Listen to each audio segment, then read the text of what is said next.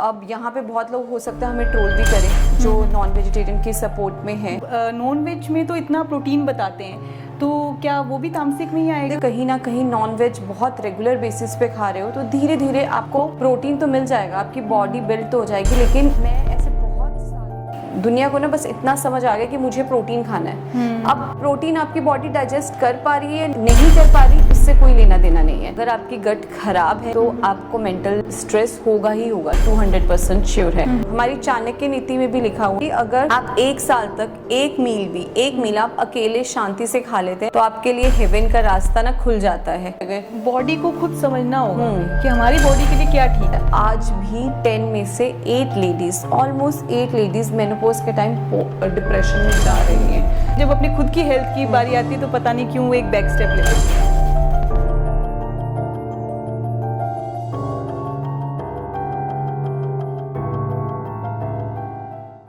Welcome to another inspiring episode of pathway to healing with doctor Shubha. आज हमारे साथ हैं एक truly dynamic personality doctor Vibha Bawa, जो एक आयुर्वेदा डॉक्टर, ऑन्कोलॉजी डाइटिशियन और फिटनेस कोच भी हैं।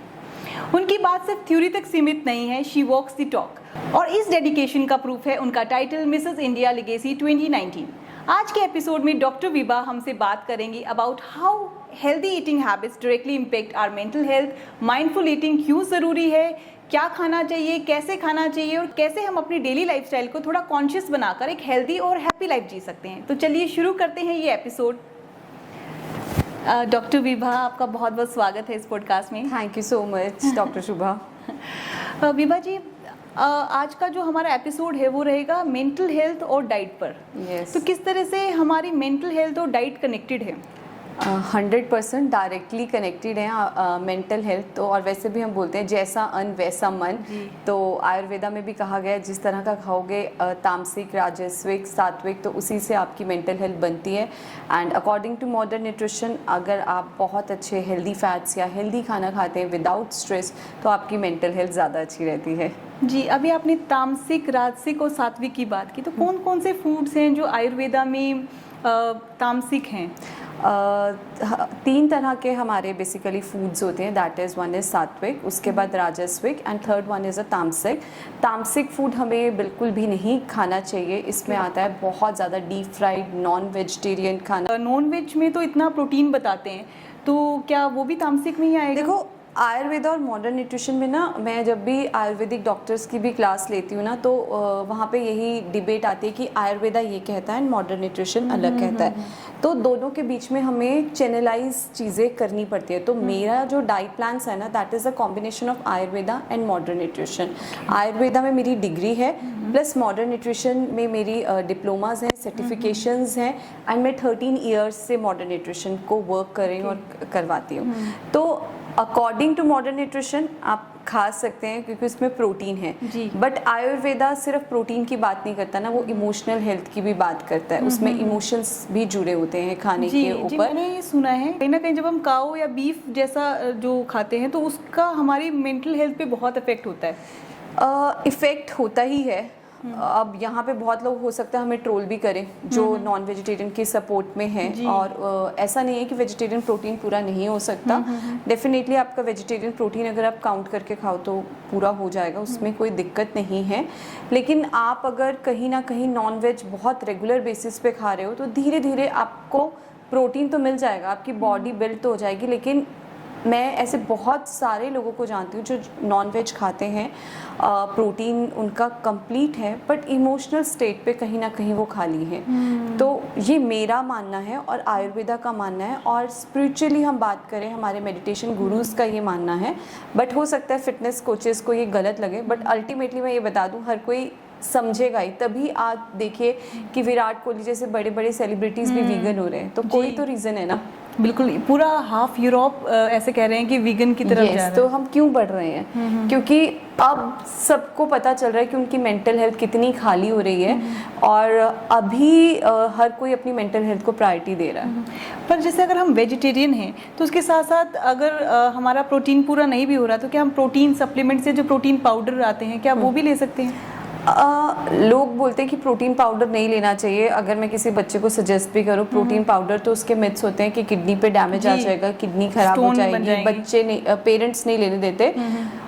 रीज़न है उसके, क्योंकि प्रोटीन की क्वालिटी अच्छी नहीं है। सेकेंडली, प्रोटीन अगर आप बात करो बनवाने की कि प्रोटीन महंगा है, प्रोटीन अच्छा प्रोटीन महंगा ही बनता है। अभी मेरी खुद की नई कंपनी के प्रोडक्ट्स आने वाले हैं, वेलनेस फूड्स, तो हम लोगों ने भी प्रोटीन प्रोडक्ट्स उसमें इंट्रोड्यूस करने की कोशिश की थी, बट वो एक्सपेंसिव हैं ही हैं। तो अच्छा प्रोटीन अगर आप लोगे वो आपको 8-9 हज़ार से कम नहीं मिलेगा 1 kg का, जिसमें अच्छी क्वालिटी का प्रोटीन पड़ा होगा।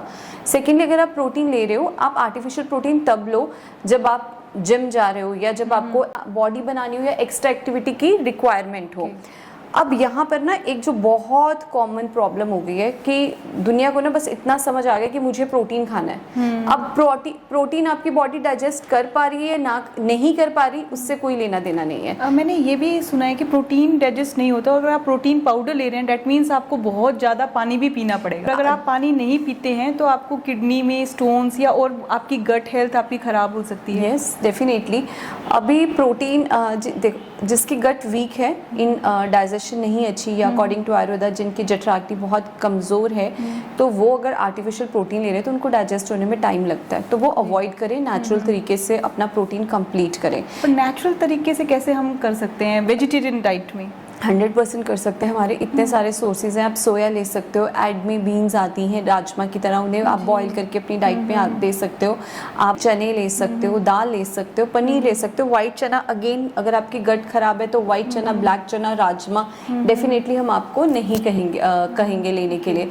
तो अगर आपको प्रोटीन लेना है, चाहे आपको कार्बोहाइड्रेट्स लेने हैं, चाहे आपको फैट, ये तीनों हमारे मैक्रो न्यूट्रिएंट्स हैं। आपकी गट पहले अच्छे से वर्क करनी चाहिए। प्रोटीन सप्लीमेंट ले सकते हो, बट आप ये चेक करो कि आपकी गट उसको डाइजेस्ट कर रही है या वो वेस्ट मटेरियल में फेंक रही है। तो किडनी पे लोड तब आता है जब बॉडी उसको डाइजेस्ट नहीं करती और वो बाय प्रोडक्ट्स ज़्यादा वेस्टेज में जाना शुरू होता है। हाँ डॉक्टर विभा, जैसे गट हेल्थ की हम बात कर रहे हैं, तो गट हेल्थ और ब्रेन हेल्थ भी काफ़ी कनेक्टेड है। 100% कनेक्टेड है ये भी, गट हेल्थ और ब्रेन हेल्थ भी। और गट हेल्थ को हम सेकंड ब्रेन भी बोलते हैं।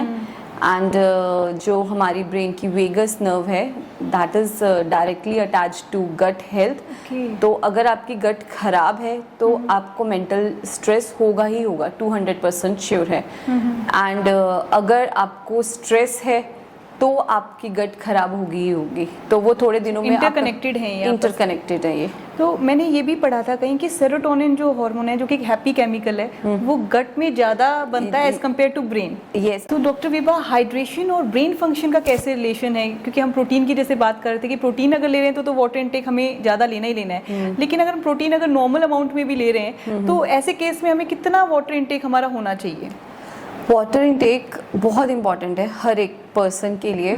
और ये मैं हमेशा कहती हूँ कि अगर मैं किसी से मेरे अलावा किसी और को वाटर के बेनिफिट्स बताने हो, वो शायद मुझसे ज़्यादा बता दे, क्योंकि हम इतने अवेयर हैं, बट हम इतने अवेयर नहीं है कि हमें लेना है। और फिर भी आज मुझे 13 ईयर्स, मोर देन 13 ईयर्स हो गए हैं प्रैक्टिस करते हुए, और क्लाइंट कहते हैं हम 1 लीटर पानी पीते हैं पूरे दिन में, या हम 1.5 लीटर पीते हैं, या हम पीना ही भूल जाते हैं। क्यों भूल जाते हो आप पानी पीना?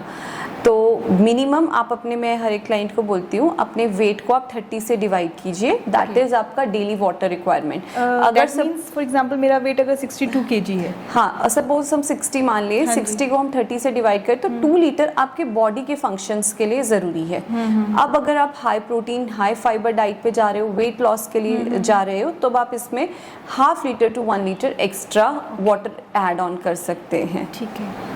तो इतना लोग इतना पानी भी नहीं ले पा रहे हैं मिनिमम ना, तो फिर अल्टीमेटली बॉडी में टॉक्सिन्स इकट्ठे होते जा रहे हैं। बॉडी का सारा होम्योस्टेटिस जो बैलेंस है, जो बैलेंस की कंडीशन है, वहाँ इम्बैलेंस शुरू हो गया और वहीं से आपकी प्रॉब्लम शुरू हो गई कि जब टॉक्सिन्स ही नहीं निकल रहे हैं, ब्लड में जब टॉक्सिन्स बाहर निकलने की बजाय वो ब्लड में जब वापस ही रोटेट होना शुरू हो जाएंगे, तो फिर आपकी न्यूट्रिशन की एब्जॉर्प्शन खत्म हो जाएगी, और जहाँ खाना एब्जॉर्ब नहीं होगा वहीं आपकी हेल्थ खतरनाक तरीके से बिगड़ेगी। जी। कीटो डाइट का बड़ा एक बार ट्रेंड चला था, और बीच बीच में जैसे इंटरमिटेंट फास्टिंग की भी बात होती है, तो कि ये कितना हमारे हेल्थ के लिए, अकॉर्डिंग टू आयुर्वेदा भी, कितना बेटर रहता है हमारी हेल्थ के लिए? कीटो डाइट बेसिकली एपिलेप्सी वाले जो पेशेंट्स हैं उनके लिए थी। अगेन आप देखो, मैंने बोला एपिलेप्सी वाले पेशेंट्स के लिए।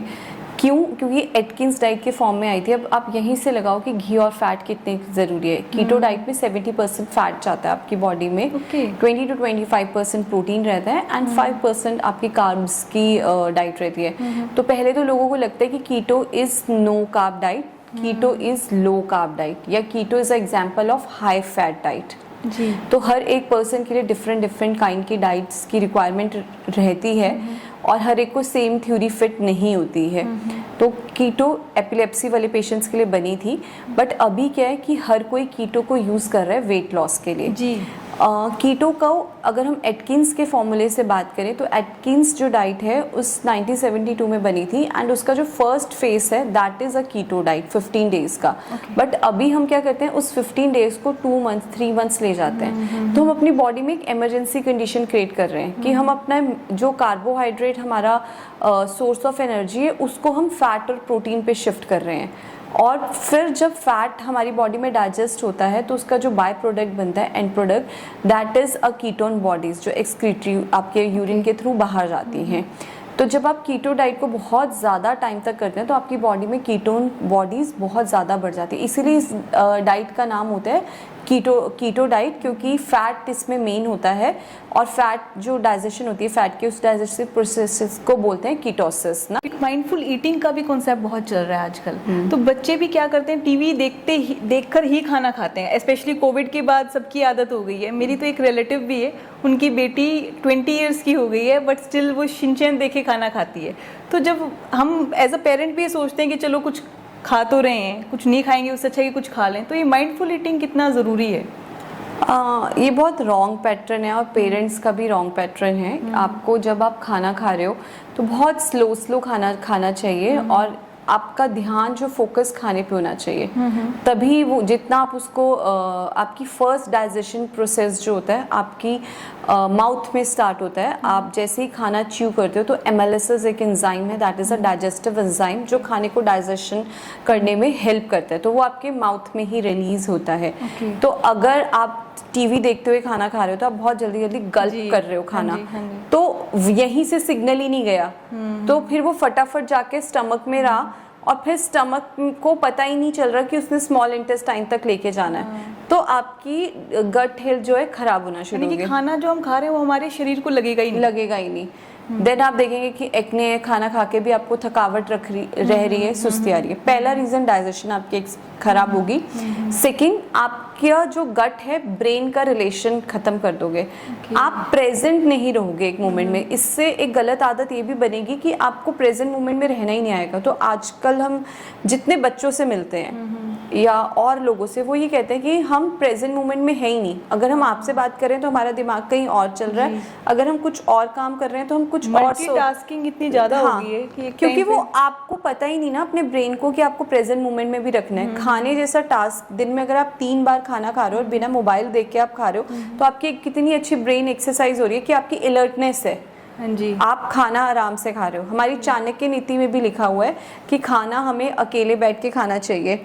और उसमें एक बार मैं पढ़ रही थी चाणक्य नीति, तो उसमें था कि अगर आप 1 साल तक एक मील आप अकेले शांति से खा लेते हैं तो आपके लिए हेवन का रास्ता ना खुल जाता है। तो इतना इम्पोर्टेंट है। तो आपको बिल्कुल भी नहीं लेना चाहिए मोबाइल देखते हुए। और फिर जो हमारे गट के हार्मोन्स हैं वो ब्रेन न्यूरोट्रांसमीटर्स के साथ कनेक्ट ही नहीं कर पाते। आपको पता ही नहीं चल रहा कि आपको 2 रोटी की भूख है या 3 रोटी की भूख है। तो ये भी गलत है। तो इसलिए स्क्रीन टाइम बिल्कुल नहीं होना चाहिए। और ये पेरेंट्स से मैं रिक्वेस्ट करती हूँ कि आप रूल बनाओ अपने घर के लिए। कुछ रूल्स जो है आपको फिक्स करने पड़ेंगे कि मोबाइल देखते हुए, टीवी देखते हुए खाना नहीं खाना है। पेरेंट्स भी सोचते हैं कि चलो कुछ खा लेगा, और पेरेंट्स भी ना एक ओवर पैम्पर ज्यादा करने लगे हैं बच्चों को। हर बच्चा डिप्रेशन में है ना, हर बच्चा उनका डिप्रेशन में चल रहा है। मतलब बहुत बच्चे एंजाइटी, डिप्रेशन, चिड़चिड़े माँ बाप के ऊपर, क्योंकि पेरेंट्स नहीं कंट्रोल कर रहे बच्चों को, बच्चे कंट्रोल कर रहे हैं पेरेंट्स को। एक माइंडफुल ईटिंग पे आपने कहा कि हमारी माइंडफुल ईटिंग होनी चाहिए। अब एक नया ट्रेंड चला है, लोग बोलते हैं, मेरे पास भी आते हैं कि आप ना हमें ग्राम्स में काउंट करके दो। और किचन्स में वो आ गया है कि खाना कैलोरीज से ज़्यादा कि 200 ग्राम चिकन खाना है, 150 ग्राम चावल जाना है, 125। हाँ जी। मतलब आपको मतलब आपने गट का ब्रेन के साथ रिलेशन ही खत्म कर दिया कि आपको खुद नहीं पता आपको कितनी भूख लग रही है। हो सकता है कभी आपको 2 रोटी की भूख हो सकता है कभी आपको 2.5 रोटी की भूख हो। उस दिन आपने शायद ज्यादा काम किया हो तो आपकी बॉडी ज्यादा मांग रही है, तो आपने अपना बॉडी के साथ रिलेशन ही खत्म कर दिया है। तो this is not a mindful eating, और इसीलिए हम खतरनाक क्रॉनिक बीमारियों की तरफ बढ़ते जा रहे हैं और बहुत इजीली बढ़ रहे हैं। जी, फ्रूट्स खाने का क्या टाइम होना चाहिए? जैसे आप बहुत सारे लोग हैं जो उठते ही फ्रूट्स खाते हैं, उन्हें लगता है कि आप फ्रेश, अगर जब आप सुबह उठ रहे हैं तो आप जूसेस के साथ या फिर फ्रूट्स के साथ स्टार्ट करें। तो बीच में एक कल्चर चला था कि मॉर्निंग में आपको अर्ली मॉर्निंग फ्रूट्स लेने हैं। अर्ली मॉर्निंग फ्रूट्स नहीं लेने चाहिए, वो आपके ब्लड शुगर लेवल्स बहुत जल्दी राइज कर देंगे। तो मॉर्निंग दिन की शुरुआत हमें पानी, नट्स, उसके बाद ही आपको लेना है। और फ्रूट आप मिड मील में लें तो ज़्यादा बेटर है। इवनिंग में भी लेट नाइट में फ्रूट्स अलाउड नहीं करती, खाने के इमीडिएट बाद हम फ्रूट अलाउड नहीं करते। शुगर लेवल हाई होता है जस्ट बिकॉज। हाँ, जैसे आपने खाना खाया ना, जैसे हम खाना खाते हैं तो हमारी बॉडी में ब्लड का शुगर लेवल इंक्रीज होता है। इसलिए आजकल हम सिंपल कार्ब्स नहीं खाते ना, राइस या मल्टीग्रेन इस तरह का भी ऐड करते हैं अपने वीट में, ताकि स्लो हमारा ब्लड शुगर बढ़े एकदम से। एक मल्टीग्रेन से लेकर भी मेरा एक क्वेश्चन है डॉक्टर विभा, जैसे हम मल्टीग्रेन में भी बहुत सारा कुछ होता है जैसे ज्वार, रागी, लेकिन अभी जैसे गर्मियों का मौसम चल रहा है तो अगर हम रागी खाएंगे तो कहीं हमारे शरीर में हीट तो नहीं प्रोड्यूस करेगा? रागी हीट प्रोड्यूस नहीं करता, आप खा सकते हो। अब मिलेट्स डाइट का बहुत ट्रेंड चल चुका है कि हमें मिलेट्स खाने चाहिए, मिलेट्स के बहुत बेनिफिट्स हैं। आई नो मिलेट्स के बहुत ज़्यादा बेनिफिट्स हैं। ग्लूटेन फ्री है, गट को रेस्ट देता है, मोर कैल्शियम, मोर फाइबर, मल्टी मिनरल्स हैं मिलेट्स के अंदर। डिफरेंट मिलेट्स की डिफरेंट प्रॉपर्टीज़ हैं।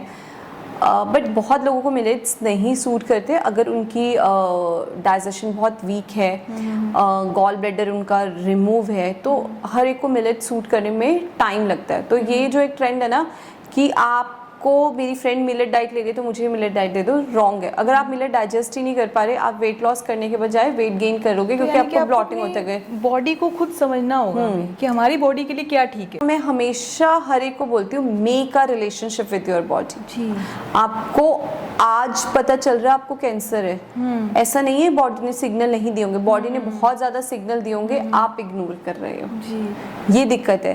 कोई भी प्रॉब्लम आने से पहले हमेशा क्या कहते हैं आपको सिग्नल देती है, बट आप इतने बिजी रहते हो ना कि आप समझ ही नहीं पाते, या आप डर के मारे टेस्ट नहीं करवाते। सबसे बड़ी एक बात जो मैं आज रिक्वेस्ट करूंगी कि टाइमली टेस्ट करवाइए। हर फीमेल को आफ्टर 38, 39 अगर आप पेरीमेनोपॉजल स्टेज पर आ रहे हैं, अपने टेस्ट करवाइए। अपना ब्रेस्ट स्कैनिंग होनी चाहिए, आपका TVS होना चाहिए। उसके बाद अगर आपको कुछ लग रहा है तो आपको एक ईयरली पैप स्मेयर ज़रूर होना चाहिए, ताकि आप बच सको कैंसर। क्योंकि अगर कैंसर की अर्ली डिटेक्शन हो जाए तो हम बहुत सारी प्रॉब्लम से बच सकते हैं। बट मैं अगर किसी को कह देती हूँ कि हम ये टेस्ट करवा लें, जैसे लीवर के लिए मैंने बोल दिया फाइब्रोस्कैन करवा लीजिए, आप एक TVS करवाएं, नहीं आप ऐसे ही डाइट दे दो, नहीं हमें डर लगता है। क्लाइंट्स ऐसे बोलते हैं। जी बिल्कुल। पर उन्हें ये नहीं पता कि उनके इस डर की वजह से वो अपने आप को कितनी बड़ी प्रॉब्लम से बचा सकते हैं। लेडीज तो खास तौर से अपना बिल्कुल भी ध्यान नहीं रखती है, उनको वो अपने परिवार का जरूर ध्यान रखती है या वर्क प्लेस पे और घर का सब बैलेंस करती है, लेकिन जब अपनी खुद की हेल्थ की बारी आती है तो पता नहीं क्यों वो एक बैक स्टेप ले लेती हैं। है जितनी उतनी मेल की नहीं है। हमारी बॉडी में अभी FSH बढ़ रहा है, फॉलिकल स्टिमुलेटिंग हार्मोन, फिर हमारा LH आ रहा है, अब हमारा प्रोजेस्टेरोन रिलीज हुआ, अभी हमारे ब्लड में एस्ट्रोजन बढ़ा है। उसके अकॉर्डिंग हमारे मूड्स जो है ना चेंज होते रहते हैं। और ये जो आप एस्ट्रोजन की बात कर रहे थे, इस वजह से मैं कहीं पढ़ रही थी कि जो हमारा फैटी लीवर है तो वो भी बहुत जल्दी लेडीज का बहुत ज्यादा होता है फैटी लीवर। हाँ, नॉन अल्कोहलिक, क्योंकि मैंने बोला ना जैसे जैसे हम मेनोपॉज की तरफ बढ़ना शुरू होते हैं तो हमारी बॉडी में चेंजेस आने शुरू होते हैं, थायराइड की प्रॉब्लम आनी शुरू हो जाती है, फैटी लीवर आने शुरू हो जाते हैं। जैसे ही sex hormones is like a steroid for our body, तो जैसे ही वो ड्रॉप करते हैं ना तो कॉर्टिसोल लेवल बढ़ जाते हैं, इन्फ्लामेशन बढ़ती है, एवरी ऑर्गन पे इफेक्ट आना शुरू हो जाता है, एजिंग बहुत फास्ट हो जाती है, डिप्रेशन बहुत ज़्यादा होता है। आज भी 10 में से 8 लेडीज़, ऑलमोस्ट 8 लेडीज़ मेनोपॉज के टाइम डिप्रेशन में जा रही हैं, क्योंकि वो पहले से प्रिपेयर ही नहीं कर रहे। तो हमारे को बोलते हैं कि 35-36 के बाद अपने ऊपर और ज़्यादा ध्यान देना शुरू करो, अपनी डाइट पे, एक्सरसाइज पे, ताकि आपकी जो ये स्टेज है ना बहुत अच्छे से निकल। कैसे कैसे हम डाइट का ध्यान रखें कि किस तरह की हम डाइट लें जिससे आफ्टर मेनोपॉज से बच 36 जाएं? You should be very particular. आपकी बॉडी में हेल्दी फैट्स आपके टाइम पे जाने चाहिए, फ्रूट्स आपका टाइम पे जाना चाहिए, आपका वाटर इनटेक पूरा होना चाहिए, आपकी नींद अच्छी होनी चाहिए, आपको योगा और मेडिटेशन ऐड कर देनी चाहिए। अदरवाइज मेनोपॉज में बहुत ज़्यादा डिप्रेशन जो हिट करता है ना, आप लोगों को पता भी नहीं चलेगा कि कैसे हिट करता है जी, बहुत ही खतरनाक लेवल पे। तो अगर हम पहले से योगा और मेडिटेशन में रहेंगे तो हम अपने आप को कंट्रोल कर पाएंगे। डॉक्टर विभा, आपने ऑन्कोलॉजी की भी पढ़ाई की है, कैंसर पेशेंट्स के साथ आप डील करते हैं, तो क्या क्या ऐसे खाने हैं जिन्हें हम अवॉइड करें? क्योंकि जैसे मेयोनीज़ है या मैदा है या ये फ्राइड या शुगर प्रोसेस फूड्स हैं, तो ये फूड ऐसे हैं जो हम कहीं ना कहीं अवॉइड भी नहीं कर पा रहे, क्योंकि कहीं ना कहीं हम एडिक्टेड भी हो गए बाहर के खाने के लिए। हफ्ते में एक बार तो हम सोचते हैं कि चलो बाहर का तो चलो खाना ही है। तो इस एडिक्शन से कैसे हम छुटकारा पाएं और साथ में इस एडिक्शन को कैसे डील करें, और कैंसर जैसी डिजीज से कैसे हम बच सकते हैं? अपनी डाइट को कैसे हम उसमें एंटीऑक्सीडेंट्स कैसे कैसे ऐड करें? हाँ, कैंसर लाइफस्टाइल को आपको डेफिनेटली, आपका जो लाइफस्टाइल है ना वो आपकी हेल्थ के ऊपर बहुत फोकस करता है। अभी जैसे कैंसर शुरू होता है स्ट्रेस की वजह से, आपकी बॉडी में स्ट्रेस है और आप खाने पीने का ध्यान नहीं रख रहे या आप स्ट्रेस और एंजाइटी को इग्नोर कर रहे हो, वो अल्टीमेटली आपकी बॉडी में एक खतरनाक बीमारी में आएगी। कहते हैं जो आप खुद नहीं बोल सकते ना, वो आपका शरीर बोलता है। तो आप जो अपने इमोशंस को स्प्रेस कर रहे हैं धीरे धीरे, एंजाइटी नहीं, हमें नहीं है, अभी मेरे ऊपर एग्ज़ाम है, मेरे ऊपर अभी थोड़े दिन पहले किसी से मेरी बात हो रही थी तो मैं उनको बोल रही थी कि मुझे लग रहा है कि आपका बेटा ओवर थिंक करता है। तो उसने बोला कि नहीं, अभी ये इसको कॉलेज के एडमिशन की टेंशन है। मैंने कहा ये नहीं है, दिस इज़ एन एक्सक्यूज़। आप मानो वो ओवर थिंक करता है, तभी आप उसका सोल्यूशन ढूंढ पाओगे। एक्सेप्टेंस बहुत इम्पोर्टेंट है। एक्सेप्टेंस है ही नहीं है लोगों में। तो पहले मानिए, एंजाइटी कंट्रोल करिए कैंसर के लिए, एंड देन शुगर जो है, शुगर, एक्सेसिव सॉल्ट कैंसर में हमें नहीं खाना चाहिए, क्योंकि ये कैंसर सेल्स की ग्रोथ को इंक्रीज कर देते हैं। तो कैंसर में प्रॉब्लम ये है कि कैंसर सेल बहुत स्पीड से बढ़ रहे हैं आपकी बॉडी में, एंड जो भी आप खाना खा रहे हो, न्यूट्रिशन, वो सारा कैंसर सेल लेके जा रहा है। हमारे जो अच्छे सेल्स हैं वो डेवलप ही नहीं हो पा रहे, उनकी स्पीड इतनी स्लो रह जाती है कि कैंसर सेल्स की स्पीड जो है मल्टीप्लाई होना शुरू हो जाती है। अब डाइट का रोल, कईयों को लगता है कि डाइट का बहुत ज़्यादा रोल नहीं है। बहुत सारे डॉक्टर्स कहते हैं, एलोपैथिक डॉक्टर्स, कि आपको कीमोथेरेपी, रेडियोथेरेपी के टाइम आपको डाइट की रिक्वायरमेंट नहीं है, डाइट का कोई रोल नहीं है। 80% न्यूट्रिएंट फ्यूल है डाइट आपकी बॉडी का। और मैं बोलती हूँ कि अगर डाइट की रिक्वायरमेंट ही नहीं होती तो फिर ये कोर्सेज ही नहीं होते ना, कि सर्टिफिकेट इन ऑन्कोलॉजी न्यूट्रिशन या क्लिनिकल न्यूट्रिशन। तो आपको बीमारियों के हिसाब से न्यूट्रिशन पढ़ाया नहीं जाता। जो लोग कीमोथेरेपी और रेडियोथेरेपी के टाइम अपना हेल्दी डाइट प्लान लेते हैं तो उनकी रिकवरी फास्ट होती है एज कम्पेयर टू। उस टाइम तो जरूरत होती है, बल्कि क्योंकि अगर हम, क्योंकि कीमोथेरेपी, रेडियोथेरेपी पे आपकी बॉडी वीक हो जाती है। हॉस्पिटल्स में चल रहा है ना, बहुत जल्दी क्लाइंट को प्रिपेयर करना है ना कि आप कीमोथेरेपी करा लो, रेडियोथेरेपी करा लो, कोई साइड इफेक्ट्स नहीं होंगे। ये बहुत गलत है। और बहुत इजीली लोग कह देते हैं डॉक्टर्स कि आज हम रेडियोथेरेपी शुरू कर देते हैं, इसके साइड इफेक्ट्स नहीं है, आपको डाइट नहीं चाहिए। उनको क्यों नहीं डाइट चाहिए? मेरे पास एक पेशेंट है, उनको डॉक्टर ने कहा, उनकी 21 रेडियोथेरेपी हुई एंड वो इतने वीक हो गए, मुंह में इतना फंगस हो गया उनके कि रेडियोथेरेपी बीच में बंद करवानी पड़ी, क्योंकि उनकी बॉडी टॉलरेट ही नहीं कर पा रही। ऑन द अदर हैंड, अगर गैप्स बढ़ाकर डाइट प्लान के साथ हम उनकी रेडियोथेरेपी करते तो हम एक ट्रीटमेंट एक लाइन पे टाइम पर ख़त्म भी होता। तो डाइट बहुत सपोर्ट सिस्टम रहती है। और लोगों को लगता है कि हम YouTube पे सुन के ही डाइट सीख रहे हैं। थोड़े दिन पहले मेरी किसी नोन से बात हुई, मैंने उनके साथ 30-45 मिनट्स बात की, क्योंकि वो मेरे किसी नोन के रेफरेंस से आए थे। ब्रेस्ट कैंसर था, बोन्स तक जा रहा था, कीमोथेरेपी उनकी चल रही थी। न्यूट्रिशन के उन्होंने कहा कि मैं पंजाबी फैमिली से बिलोंग करती हूँ, देखो परांठे परूंठे तो मैं खाऊंगी। फिर कहते वैसे तो यूट्यूब चुन के मैं खुद ही हेल्दी खाना खा लेती हूँ, मैं प्रोटीन भी ले लेती हूँ, सैलेड्स भी ले लेती हूँ। कैंसर जैसे टाइम में ना आपको एक्स्ट्रा न्यूट्रिशन की रिक्वायरमेंट रहती है, तो आपका नॉर्मल जो खाना सैलेड है ना वो काम नहीं करेगा, आपको माइक्रो ग्रीन्स की ज़रूरत है। माइक्रो ग्रीन्स जो छोटी छोटी लीव्स आती हैं, जैसे कैरेट के माइक्रो ग्रीन्स, चिया के माइक्रो ग्रीन्स। क्यों? क्योंकि इनमें जो न्यूट्रिशन वैल्यू होती है ना 9 टाइम्स ज़्यादा होती है जो नॉर्मल सैलेड में होती है। तो इस टाइम हमें सुपर फूड्स बहुत देने पड़ते हैं कैंसर। सुपर फूड्स कैसे मिलेंगे? सुपर फूड्स वो जिनकी कैलोरीज कम है, कम क्वांटिटी में खा रहे हैं, न्यूट्रिशन वैल्यू बहुत हाई है, तो वो चीज़ें हमें कैंसर पेशेंट में ऐड ऑन करनी है। सुपर फूड्स इस तरह से कोई आपको डिक्शनरी में टर्म नहीं मिलेगी, बस ये एक डाइटिशियंस, न्यूट्रिशनिस्ट, हेल्थ कोचेस की एक टर्म है। सुपर फूड्स वो फूड्स हैं जो लेस इन कैलोरीज हैं बट आपको क्या कहते हैं बहुत हाई न्यूट्रिशन प्रोवाइड करते हैं। लाइक जब हम वेट लॉस डाइट्स पे जाते हैं तो वेट लॉस के लिए आपको अपनी कैलोरी कम करनी होती है। मतलब सपोज आपकी बॉडी को 1500 कैलोरी चाहिए, तो अकॉर्डिंग टू ICMR आपको 30% कैलोरी डेफिशिएंट मिनिमम करना है। मतलब आपको 30% कम खाना खाना है अपनी रिक्वायरमेंट से, जितनी आपकी रिक्वायरमेंट है उससे। या अगर आपको 1500 या 1600 जितनी चाहिए उसमें आप 500 माइनस कर सकते हैं, तो उतना खाना खाना है। तो जब आप 500 कैलोरीज कम खा रहे हैं अपनी बॉडी के, तो आपकी बॉडी में बहुत सारी डेफिशिएंसीज होंगी। आपका हेयर फॉल हो सकता है, आपकी स्किन सैगी हो सकती है, तो वो ना हो इसलिए हम सुपर फूड्स ऐड करते हैं कि वो कैलोरीज तो माइनस होती रहे लेकिन न्यूट्रिशन वैल्यू बहुत हाई रहे। तो सुपर फूड्स के एग्जांपल्स आते हैं हमारे different kinds of seeds, nuts, आंवला, बेरीज ग्रुप, माइक्रो ग्रीन्स, ये सारे सुपर फूड्स हैं। हमने 3 नोज सुने हैं, 3 वाइट के नोज, मैदा, सॉल्ट और शुगर। तो शुगर तो समझ में आती है कि ठीक है, और मैदा का भी समझ में आता है कि मैदा हमें नहीं लेना चाहिए क्योंकि वो हमारे डाइजेस्टिव सिस्टम में, हमारे इंटेस्टाइन में चिपक जाता है, एज अ ग्लू काम करता है। बट वाइट सॉल्ट मैंने सुना है कि वाइट सॉल्ट में तो आयोडीन होता है और वो हमारे थायराइड के लिए काफ़ी अच्छा रहता है। यस,